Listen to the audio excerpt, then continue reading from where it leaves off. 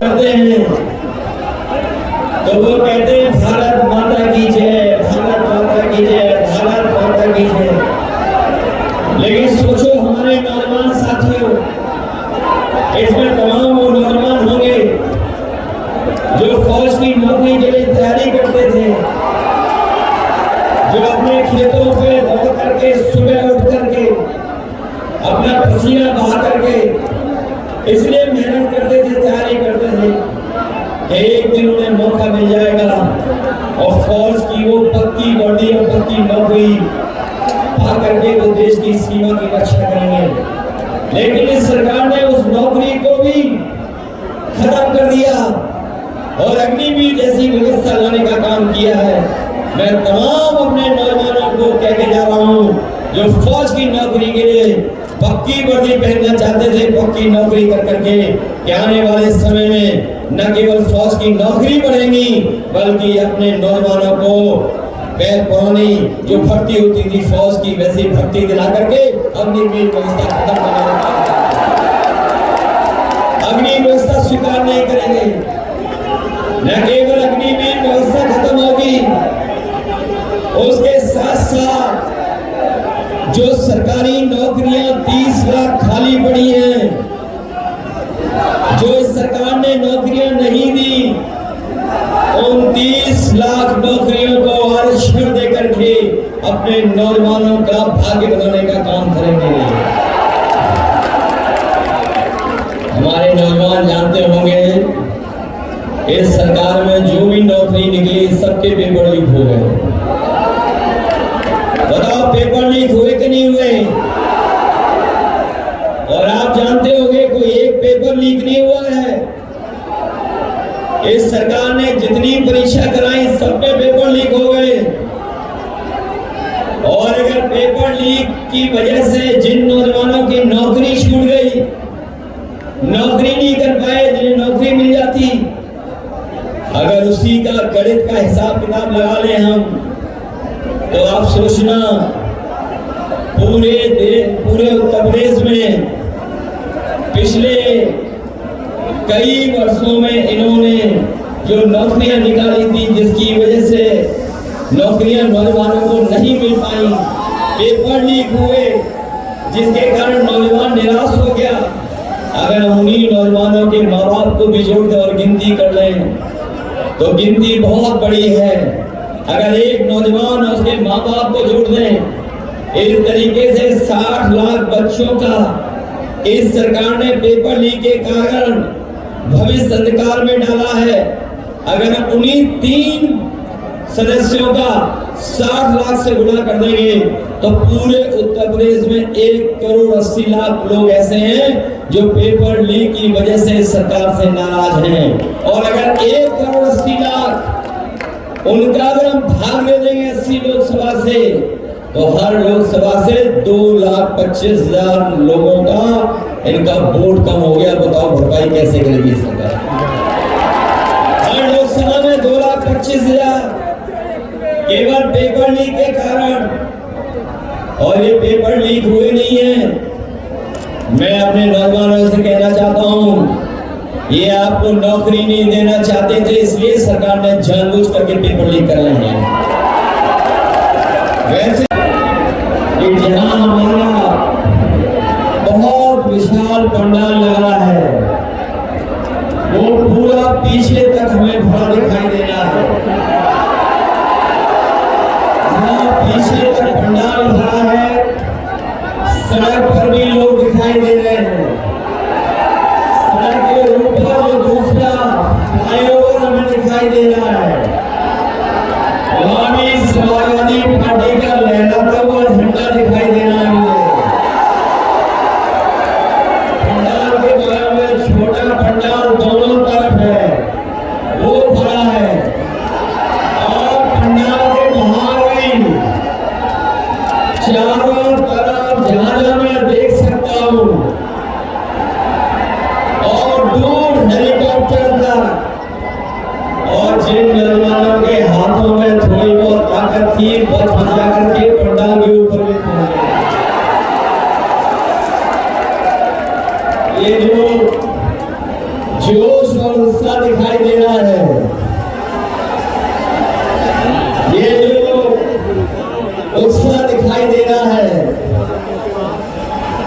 इस बार मुझे पूरा भरोसा है कि मिर्जापुर लोकसभा से रमेश बिंजी जीत करके चुनाव जा रहे हैं।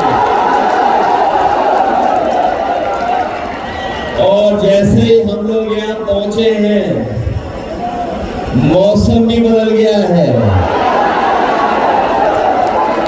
ये केवल मौसम बदलने के या मौसम ही नहीं बदला है, इस बार राजनीतिक मौसम भी बदलने जा रहा है।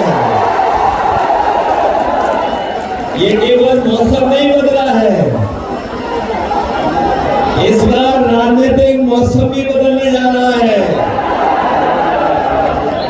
और जो लोग कहते थे 400 पार 400 पार, बताओ अब उदास हो गए वो लोग कि नहीं उदास हो गए हैं? जो 400 पार बोलने वाले 400 हारने जा रहे हैं। इनका ये 400 नारा हमें बाद में समझ में आया। जैसे इन्होंने 400 पार का नारा लगाया, हमें लगा कि ये 400 पार की बात कर रहे हैं, 400 सीटों की बात कर रहे हैं। लेकिन जब सही तरीके से समझा नारा को, तो ये 400 पार का मतलब हुआ जिस तरीके से हम और आप कहते हैं उस पार, सड़क के पार, दीवार के पार, तो 400 पार। बताओ कितनी सीटें बचती हैं?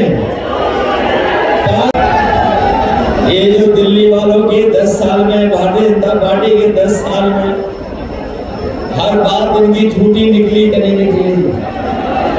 न केवल इनकी बातें झूठी नहीं, बल्कि इन्होंने हर वादा झूठा किया। हमारे किसान भाई होंगे, वो जानते होंगे कि इन्होंने वादा किया था कि किसानों की आय दोगुनी हो जाएगी। लेकिन आज जब किसान देखता है तो उसकी फसल दोगुनी नहीं हुई, और जो उसको कीमत मिल जानी चाहिए थी फसलों की, वो भी फसलों की कीमत नहीं मिली। और जिस तरह महंगाई बढ़ी है, लागत बढ़ी है, तो हमारा किसान भी संकट में चला गया, दुखी हो गया, और उसके साथ धोखा हुआ। और एक समय ऐसा भी आपने देखा, जिस समय बीजेपी के लोगों ने फैसला लिया कि इस देश के बड़े बड़े उद्योगपतियों का कर्ज माफ होगा, इन्होंने कर्ज माफ किया। और जो हिसाब किताब लगाया है कर्ज माफी का, हमारे तमाम जागरूक लोग जानते होंगे कि पिछले 10 साल में भारतीय जनता पार्टी ने बड़े बड़े उद्योगपतियों का, बड़े बड़े कारोबारियों का, अपने मित्र मंडली का लगभग 25 लाख करोड़ रुपया माफ कर दिया बैंकों का। लेकिन हमारे किसानों का माफ नहीं हुआ, उन पे कर्ज बढ़ता चला गया। और जब सरकार ने नियम बनाया, तो नियम ये बनाया था कि जिस भी व्यक्ति का बैंक से 5 करोड़ से ऊपर का कर्ज है, उसका कर्ज माफ हो जाएगा। बड़े बड़े उद्योगपतियों का, बड़े बड़े कारोबारियों का तो 25 लाख करोड़ माफ कर दिया। लेकिन हमारे गरीब और किसान और गांव में रहने वाले लोगों का, जिनका केवल हजारों लाखों में कर्ज है, उनका माफ नहीं हुआ। हम अपने किसान भाइयों को कह के जा रहे हैं, अपने आदिवासी भाइयों कह के जा रहे हैं, 4 जून के बाद सरकार बनने जा रही है, आपका पूरा का पूरा कर्ज माफ करने का फैसला होगा। न केवल कर्ज माफ होगा आपका, बल्कि जो लड़ाई हमारी आपकी बहुत पुरानी है कि किसानों के अपनी फसल की कीमत के लिए कानूनी अधिकार मिले। जहां कर्ज माफ होगा, वही कानूनी अधिकार दिला करके अपने किसानों को लाभकारी मूल्य और एमएसपी दिलाने का भी फैसला होगा। हम लोग सुनते हैं,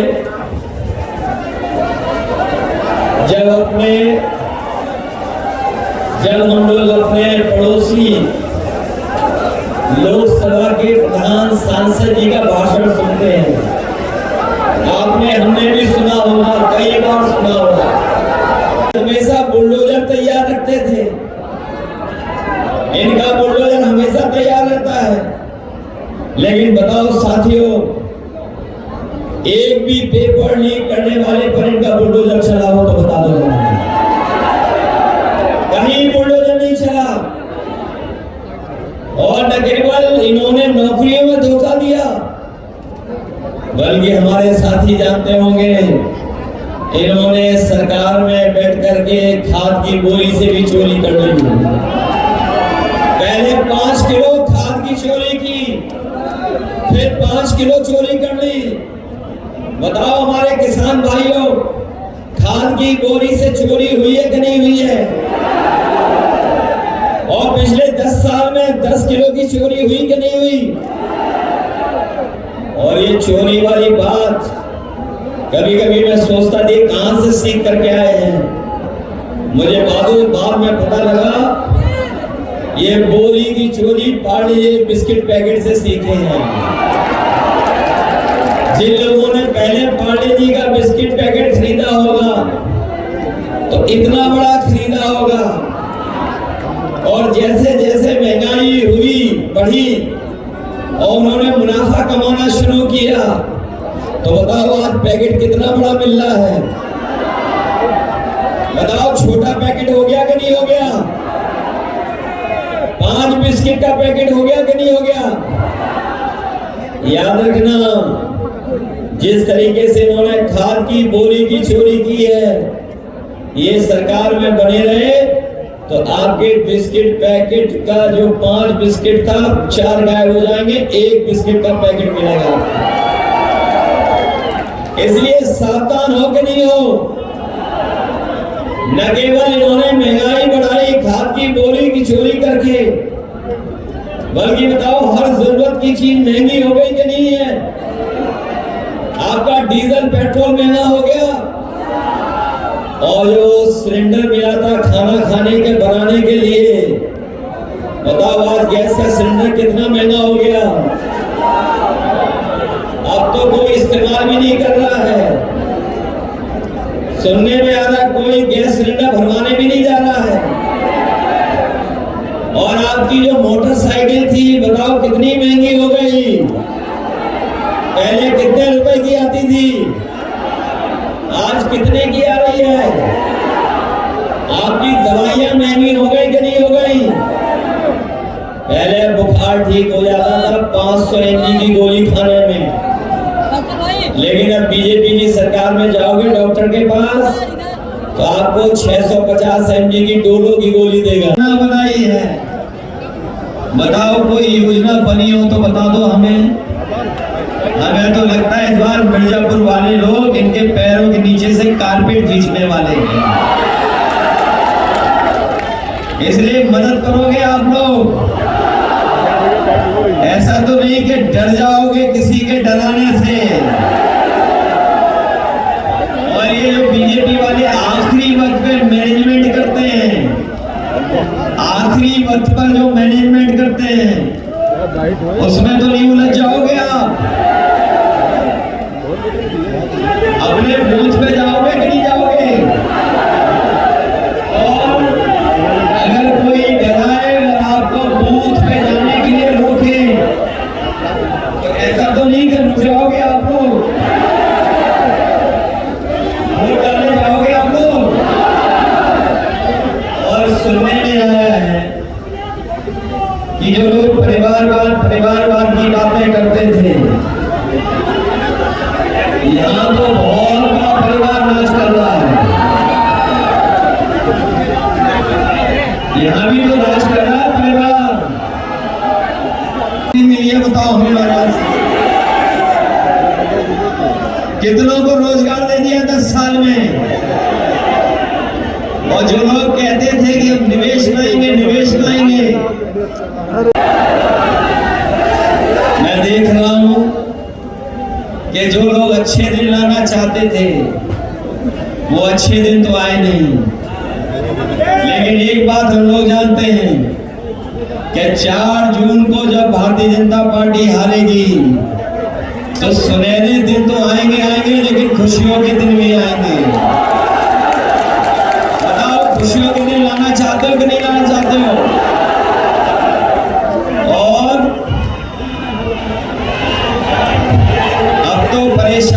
जो संकट के दिन हैं, ये के समाजवादी पार्टी के नेता, कांग्रेस पार्टी के नेता, आप पार्टी के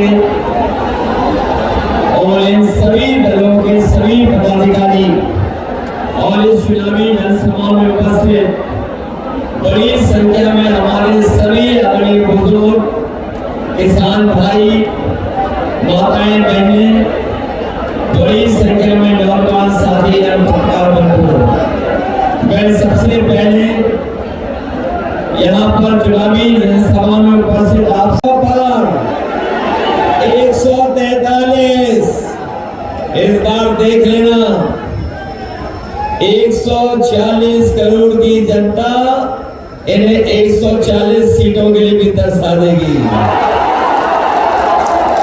और हम लोग तो पहले चरण से चुनाव देख रहे हैं।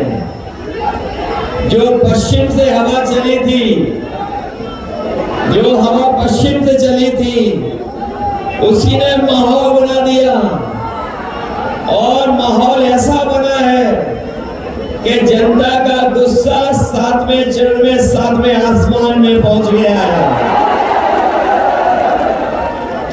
इन्होंने तो रिकॉर्ड बनाया है नौकरी छीनने का। ये बात हमारे साथी मानते हो कि नहीं मानते हो? इन बीजेपी वालों ने पिछले 10 साल में रिकॉर्ड बनाया है नौकरी छीनने का, लेकिन समाजवादी पार्टी और इंडिया गठबंधन इस बार नौकरी देने का रिकॉर्ड बनाने जा रही है। नौकरी देने का हमने आपने इन लोगों की बहुत बातें सुनी हैं और ये जो दिल्ली वाले मनमर्जी वाले हैं, ये जो दिल्ली वाले मनमर्जी वाले जो अभी कुछ दिन पहले मनमर्जी वाली बातें करके गए होंगे, वो बहुत सुनाते रहे मन की बात। न जाने कितनी बार सुनाइए मन की बात, लेकिन अब उनकी मन की बात कोई नहीं सुनना चाहता है। कोई मन की बात नहीं, अब होगी काम की बात और संविधान की बात, तभी देश हमारा खुशहाली